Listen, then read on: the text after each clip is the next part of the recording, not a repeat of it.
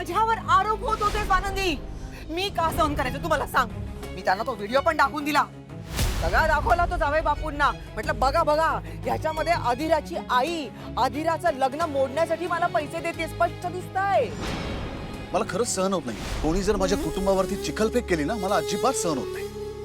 माझी आई होण्यासाठी तिने पुरेपूर प्रयत्न केला आणि त्या माझ्या आईसारख्या काकूवरती तुमची आई येऊन वाटेल ते आरोप करते. थँक्स टू युअर आई. काल तुझ्या आईने माती खाल्ली आणि आज माझी शिक्षा कॅन्सल. आताच राजवाड्यांशी काही बोलायला गेले तर अजून चिडते आणि ते चिडतील असं काहीच करून चालणार नाहीये. त्यापेक्षा त्यांचा विश्वास कसा बसेल ह्याचा विचार करायला हवा. कारण एकदा का त्यांच्या मनात हे सगळं खोटं आहे हे घट्ट बसलं की मग कितीही ओरडून सांगितलं तरी त्यांना ते पटणार नाहीच आहे आणि असं होऊन नाही चालणार आहे. त्यांचा विश्वास मिळवायलाच हवा, मग पुढचा विचार करू.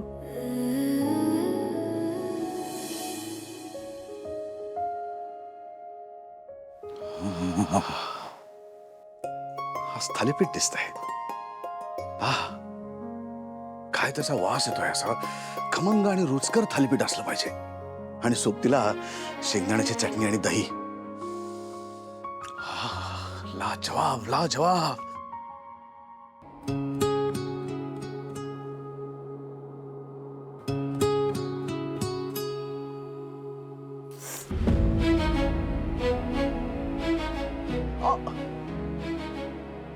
काय झालं?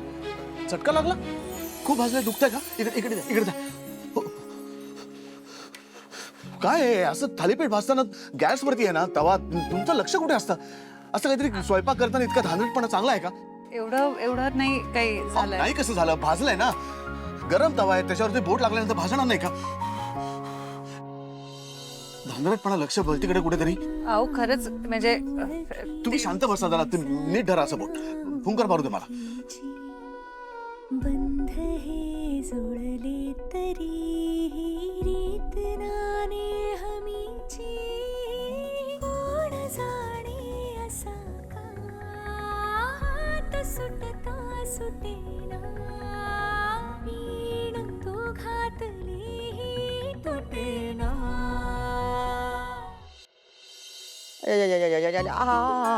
दुखतय.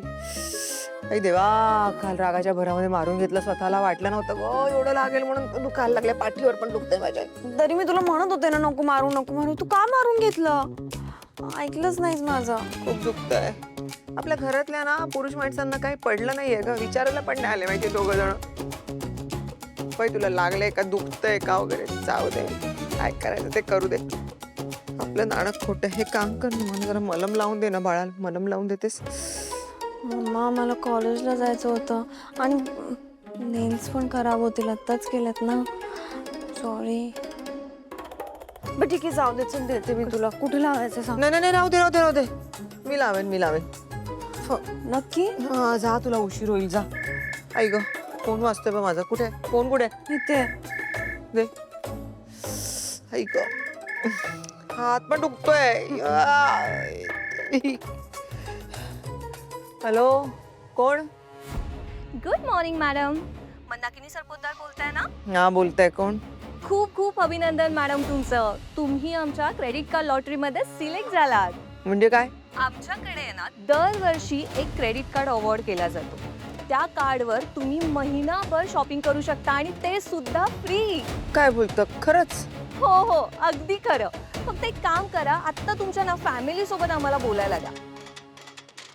कारण आहे ना, ही ऑफर फक्त फॅमिलीसाठी आहे. फॅमिली बरोबर बोलणं झालं की कार्ड तुमचं. हा, अच्छा अच्छा अच्छा अच्छा अच्छा, असं आहे होय.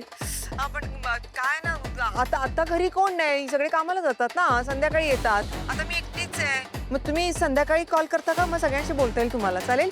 कारण मला क्रेडिट कार्ड हवंय. हा हा, ते तुम्ही म्हणालात ना फ्री असतं ते. नक्की ना? Okay, no problem. Hello hello, free देणार ना? हॅलो.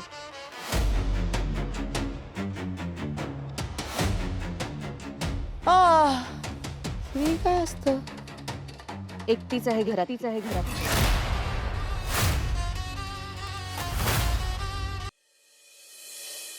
पण मी म्हणतो तुम्हाला गरज काय इथे येऊन लुडबुड करायची? रोहिणी आहे, बाकी स्टाफ आहे, ते करतील ना. अहो पण मला आवडतं काम करायला आणि मुळात सवय आहे मला. भाजलंय ना खूप. थांबा, मी माझ्याकडे आहेत बरीच क्रीम. बर्नॉल आहे, बर्न क्रीम आहे, बर्न हिल आहे, बर्न कटर आहे. बापरे, एवढ्याशाला औषध वगैरे? तुम्ही ना चालता फिरता मेडिकल स्टोअर आहात. भाजलं ना किंवा दुखलं ना तर सामान्य माणसं त्याला औषध लावतात. एवढं त्याच्यात हसण्यासारखं आणि टोमणा मांडण्यासारखं काही नाहीये. नाही, पण म्हणजे मला असं म्हणायचं आहे, खरंच एवढं काही लागलेलं नाहीये ते. एवढं, आणि स्वयंपाक करताना एवढं व्हायचंच की.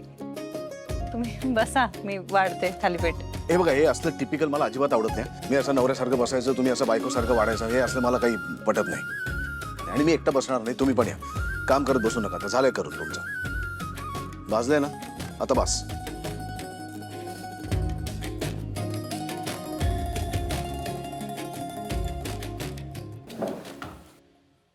मॅडम, मी काय मदत करू? अगं नाही, झालंच आहे. तू फक्त सगळ्यांना घेऊन ये ना. ठीक हा, बोलवणार.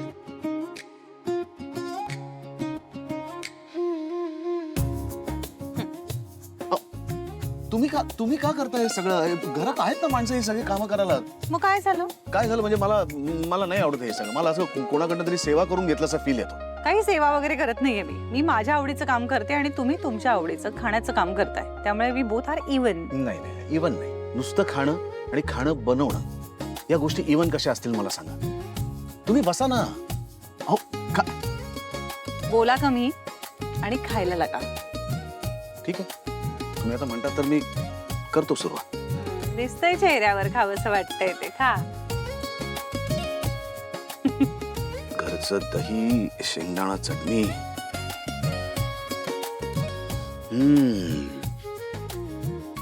तुम्ही बसा ना. अहो, येऊ दे ना बाकीच्यांना, मग मी बसते. मॅडम, आजी आणि अधिरा मॅमने तुम्हाला खाऊन घ्यायला सांगितलंय. बाकीचे पण नंतर खाणार आहेत. झालं समाधान? बसा, तुम्हाला ऑफिसला जायचं. बसा. बरं.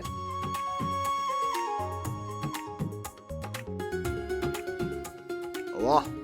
तुम्ही घ्या ना. चटणी घ्या. सुरुवात करा, तुम्हालाही जायचं. हे दही. वा वा वा, फारच सुंदर झाले. लाजवाब. वा वा वा, खरंच छान झालं. आओ.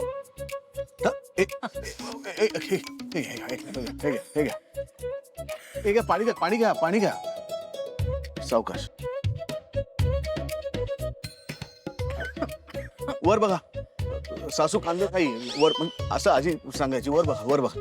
आणि तुमच्या बेसिक मध्येच घोळ आहेत का? तुम्हाला खाता खाता बोलण्याची काय गरज आहे? झालंय, चविष्ट झाले, अप्रतिम झाले थालीपीठ, म्हणून स्वतःच असं पचकन खायचं त्रास आहे का होणार? वर वर बघा, तुम्ही वर बघा. आणि मी काळजी करू नका, मी घेणार नाही तुमचं थालीपीठ. म्हणजे किती इच्छा असली तरी घेणार नाही, कारण झालंय का सुंदर. वर वर बघा. अहो, वर बघून खोका खोका म्हणजे वर बघून. वर बघा. बर, माझ्याकडे नाही हो. वर बघा, वर बघा, वर वर बघा. हा, हळू हळू हळू. ठीक आहे, आता हळू खा.